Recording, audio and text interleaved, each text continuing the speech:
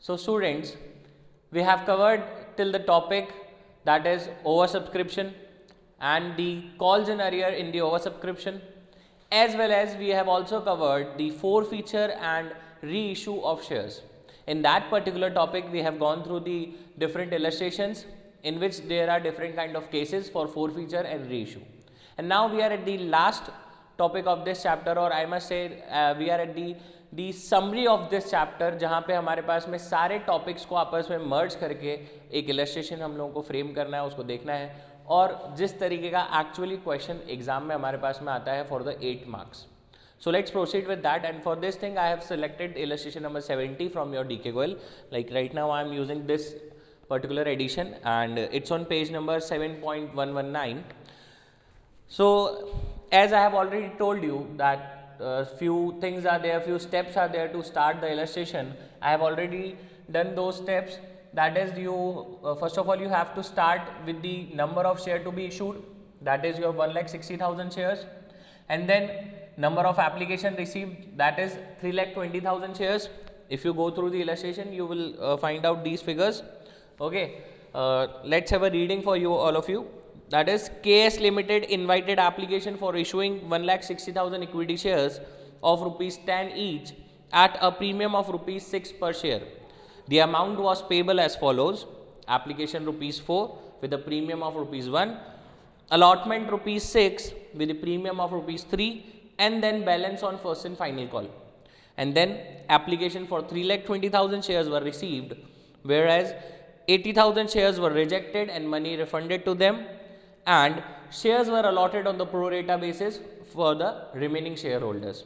So as per the question, we have started the things, and the formalities have been completed, that is number of share to be issued, number of applications received, and then the face value, that is rupees 10, the issue price, that is rupees 16, which is 10 plus 6, that is face value of 10 and 6 of rupees premium.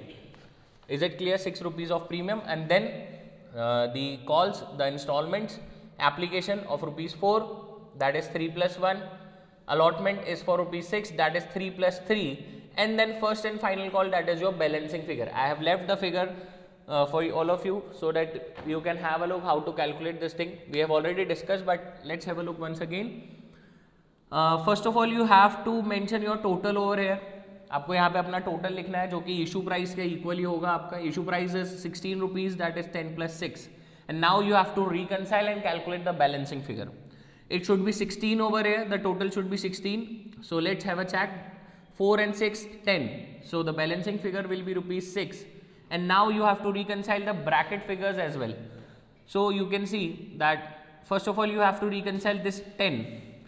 So as per this 3 plus 3 it will gives you rupees 6 only, which means कि इस 6 रुपए में आपके पास में face value और premium दोनों है. आप प्रीमियम चेक कीजिए, यहाँ पे प्लस 6 का प्रीमियम है, लेकिन यहाँ पर देखिए प्लस 1 और प्लस 3, सिर्फ 4 रुपीज़ का ही प्रीमियम आपके पास में अवेलेबल हो रहा है.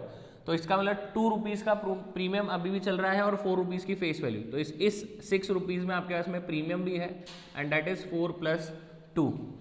In this way you have to calculate. Is it clear, class?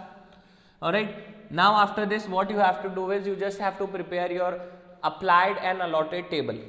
So for this, for the applied and allotted table, you have to write applied and then the allotted. So as per the question is advising us, it is saying that 80,000 applications were rejected. So first of all 80,000 applied के नीचे, और allotted में you will be having nil. So this will be the category for refund. ये reject हो गए हैं, 80,000 shares have been rejected, इन्हें कोई भी allotment नहीं करा गया है. And then the balancing figure as pro rata. तो balancing figure के लिए आपको फिर से totals लगाने हैं. applied का total should be number of application receive. तो यहाँ पर आएगा आपके पास में 3,20,000. Then allotted total should be number of share to be issued, that is 1,60,000. So now you have to calculate the balancing figure. As per this, the balancing figure for applied will be 2,40,000, और यहाँ पे आपके पास में आ जाएगा 1,60,000. This will be your pro rata. Is it clear? 2,40,000 shareholders ko we have issued 1,60,000 shares. So this will be the pro rata which we have calculated on the balancing figure system. Is it clear, class? And now some steps for the pro rata, because the question is stating that the excess amount received on allotment should be utilized against the allotment money and as well as for the call. यानी कि अगर कोई हमारे पास में allotment के बाद में भी एक्सेस बचता है तो हमें उसको कॉल तक भी एडजस्ट करना है. So for steps for that, now the very first step will be number of excess application. Number of excess application, this will be 2,40,000. You all have to remember that these steps will only be applied on the pro rata category. Is it clear? So the calculation will be 2,40,000 minus 1,60,000. So the excess number of shares is 80,000. कितनी excess application आई है हमारे पास में? 80,000 shares की application जो है वो excess चल रही है. Is it clear, class? Now the second step, that is amount of excess application. Amount of excess application. This step multiplied by application price per share, that is 4 rupees.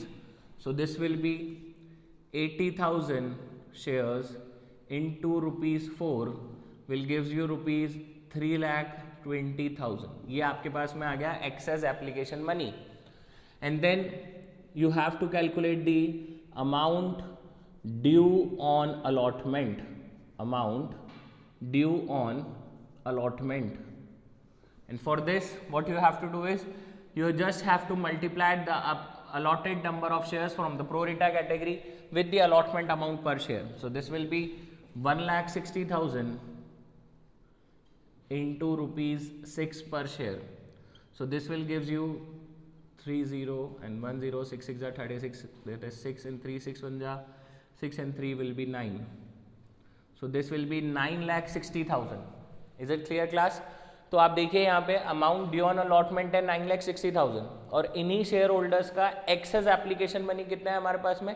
3,20,000. So the next step will be excess amount transfer to allotment.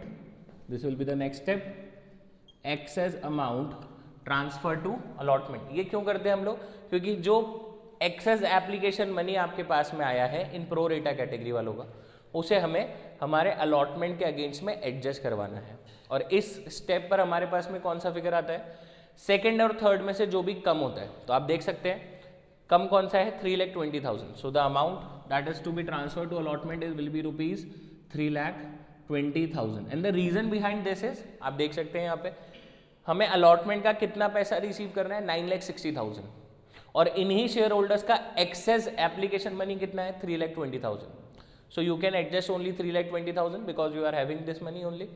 Okay, and the next step will be your remaining excess. You have to calculate the remaining excess. So your remaining excess will be 2 - 4. 3,20,000 का access था और वो पूरा excess money जो था वो allotment में shift हो गया है. तो रिमेनिंग एक्सेस कितना रह गया क्लास हमारे पास में? Debt is nil. तो जहाँ पर ये रिमेनिंग एक्सेस निल हो जाता है वहाँ पे हमारे स्टेप्स जो है वो एंड हो जाते हैं, खत्म हो जाते हैं. Is it clear? Pro rata के अब इसके बाद में आपको क्या चीज़ कैलकुलेट करनी है? You have to calculate your calls in arrear. Clear हो गई बात? But before moving further I request you all to kindly pause the video over here and you just have to copy all of these things.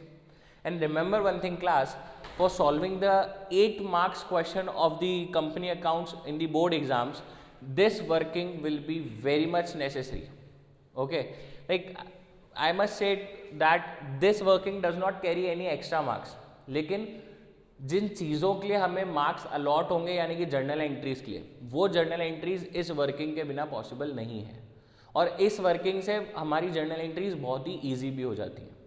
सो इसलिए this is very much compulsory, आपको करना ही है. I have told you about each and every step and now you have to calculate your calls in arrear.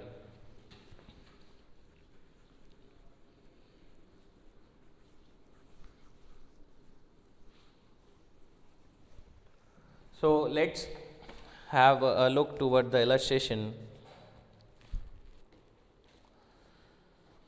Excess money received with application was adjusted towards sum due on allotment. ये काम हम लोग कर चुके हैं. Now next is Jain holding 800 shares failed to pay the allotment money.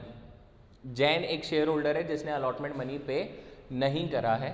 So let's start with those things. We have to calculate the calls in arrear and that should be arrear on allotment. We have to start with this particular thing, arrear on allotment. Why? Because we always calculate the arrear as per the installment basis, not as per the shareholder basis. Okay, we have covered these things. So arrear on allotment will be Jain है हमारे पास में, आप देखिए who was holding 800 shares, यानी कि इसके हमें allotted number of shares दे रखे हैं डायरेक्टली, तो you can use this particular figure.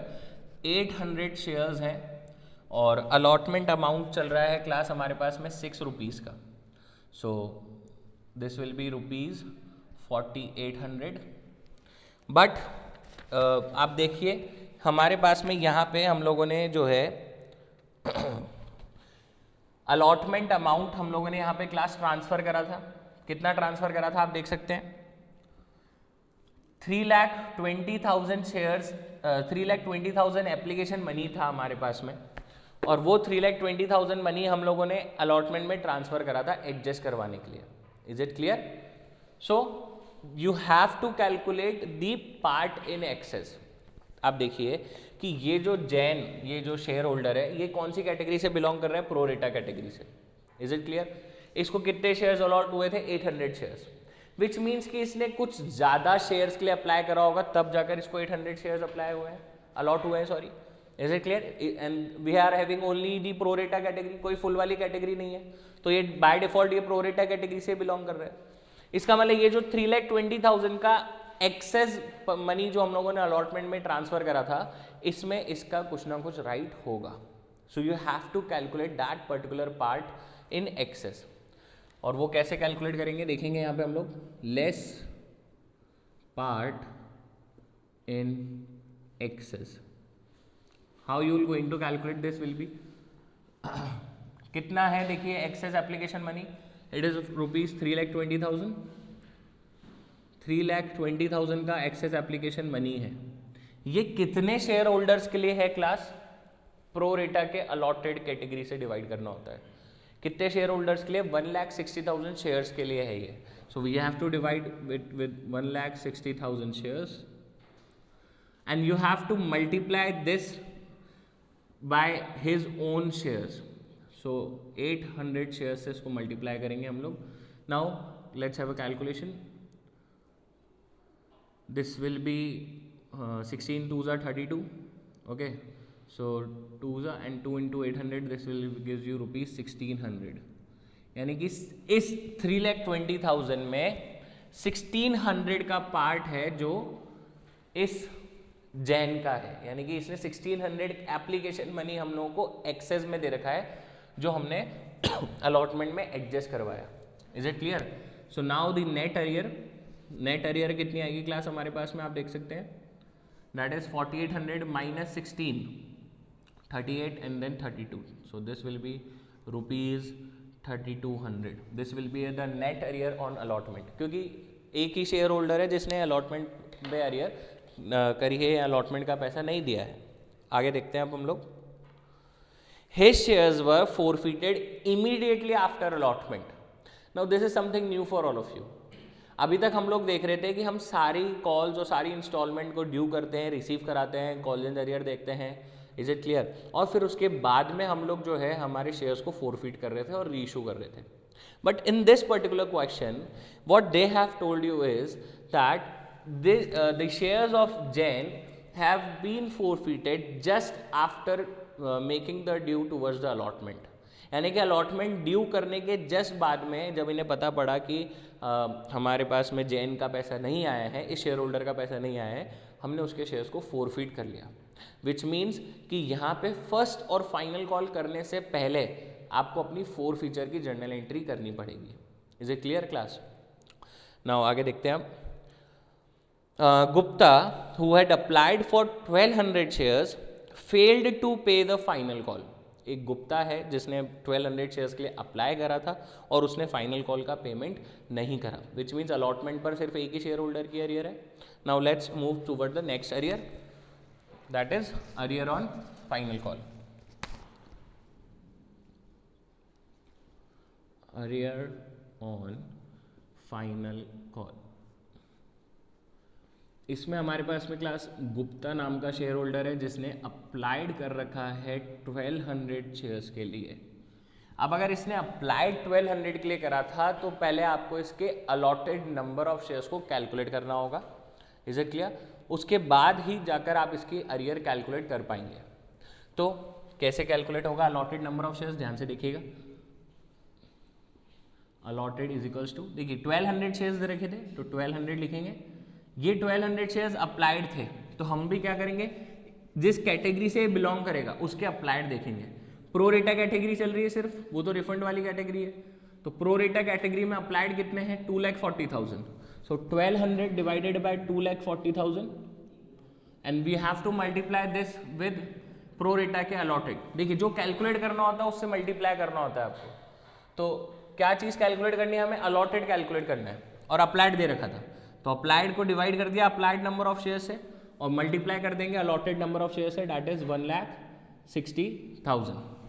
Is it clear class? तो आप देख सकते हैं इसके पास में अलॉटेड नंबर ऑफ शेयर्स आ रहे हैं हमें. अलॉटेड नंबर ऑफ शेयर्स हो गए हैं क्लास 800 शेयर्स. 800 शेयर्स, इसको आप कैलकुलेट करेंगे तो आपके पास में नंबर ऑफ शेयर्स आ जाएगा, दैट इज 800 शेयर्स. यानी कि इसने अप्लाइड कितने के लिए करा था, 1200 के लिए, और इसको अलॉट कितने हुए हैं, 800 शेयर्स इसको अलॉट हुए हैं. अब आपको इसकी अरियर कैलकुलेट करनी है फाइनल कॉल पे. तो 800 shares multiplied by the final call and the final call was for ₹6. So that is 800 into 6, that is 4800. तो हमारी फाइनल कॉल की नेट अरियर कितनी आ जाएगी क्लास, यहाँ पे देख लेते हैं एक बार हम इसको भी. अरियर ऑन फाइनल कॉल कितना आ जाएगा हमारे पास में, 800 into 6 and that is 4800. This will be the net arrear. Is it clear? This will be the net arrear on final call. तो दोनों arrear आ गई है. Arrear on allotment is ₹3200 and arrear on final call is ₹4800. We have done with the calls in arrear. We have also covered the steps for the allotment and now you have to move towards the journal entries, which is the actual solution. But journal entries को smoothly करने के लिए, accurately करने के लिए, 100% accuracy के साथ में करने के लिए ये पूरी वर्किंग करना बहुत ही कंपलसरी है. Okay, you have covered till this thing, this remaining excess. Now you have to write down the arrears and you have to write down the calculation of calls and arrears. First of all arrear on allotment and then the arrear on final call. Arrear on final call पे आपने देखा गुप्ता के पास में applied number of shares थे, that is 1200 shares. So what you have to do is, first of all you have to calculate its allotted number of shares and then you will be calculating your arrear on final call. And over here we haven't made that particular step. ये less part in excess वाला चीज़ हमने यहाँ पे नहीं करा है. क्यों? क्योंकि excess application money सिर्फ allotment तक ही गया था, final call पे नहीं गया था. इस वजह से हमने final call की arrear को directly calculate कर लिया और उसी को final arrear हम लोगों के लिए मान लिया. Clear हो गई बात यहाँ पे? You have to write down these call in arrear as well. And now let's move toward the journal entry part. I am rubbing the board, so just remember the things. The arrear on allotment is 3200 and the arrear on final call is 4800. We will be requiring these steps, तो इसलिए इसको नहीं रब कर रहे हम लोग.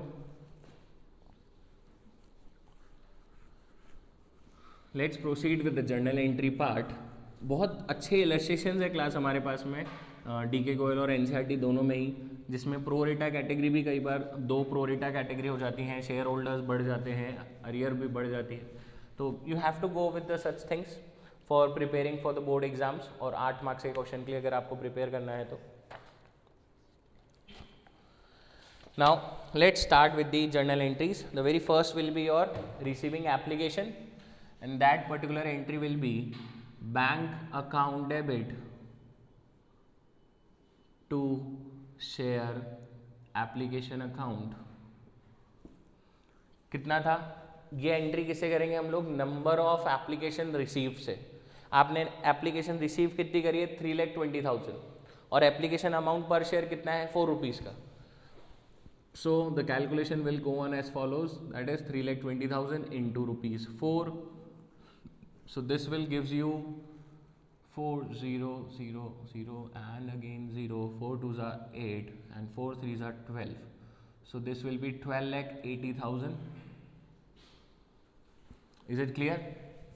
And then the next entry, which is the very important entry, this entry is for receiving the application. Now you have to start issuing your shares, as well as you have to refund the money, as well as you have to adjust the excess application money towards the allotment.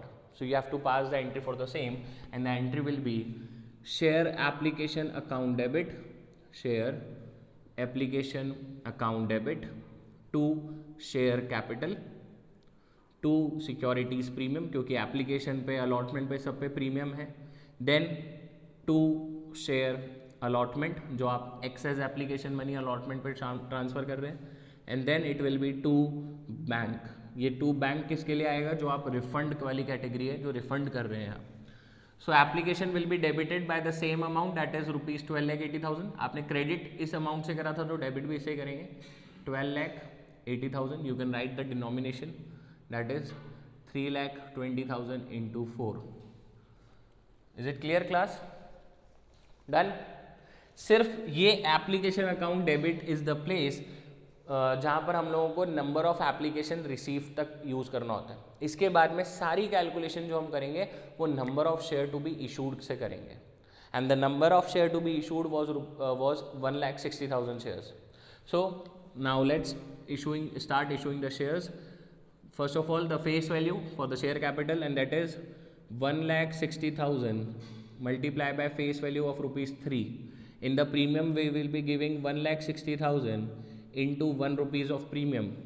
So let's have the calculation, that is 30, then 30, 3 6 are 18, and then 1 3 1 are 3 and 1, that is 4. So this will be 4,80,000 of face value, and then 1,60,000 for the premium. Allotment में denomination वाली place पे we will be writing excess. देखिए fourth step excess amount transfer to allotment, that is ₹3,20,000. We have already calculated all of these figures, okay. So this will be 3,20,000 excess application money transfer to allotment, and then the refund category, the bank account. देखिए we have refunded the amount for 80,000 shares. हम लोगों ने 80,000 shares को कोई भी allotment नहीं करा था, उनका पैसा रिफंड कर दिया था। So first of all the denomination, that is 80,000 into ₹4 for the application, and this will be 3,20,000 once again. If you reconcile this, the entry will match automatically. Is it clear? यहाँ का total भी 12,80,000 आएगा और यहाँ का भी 12,80,000 ही आ रहा है हमारे पास में। So this will be the very first entry for your issuing the shares and for receiving the application money, and then for issuing the shares with the face value with the premium, and then adjusting the excess amount towards the allotment, and then refunding the amount to the nil category or to the rejected shareholders category. Now let's proceed with the another entry, that is amount due on allotment. ये देख लिया आप लोगों ने, इसको copy कर लिया है, ठीक है। इसको पॉज करके कॉपी कर लेंगे एक बार। Bank to share application account debit to capital to premium to allotment and to bank. Now let's start with the entry for due on allotment.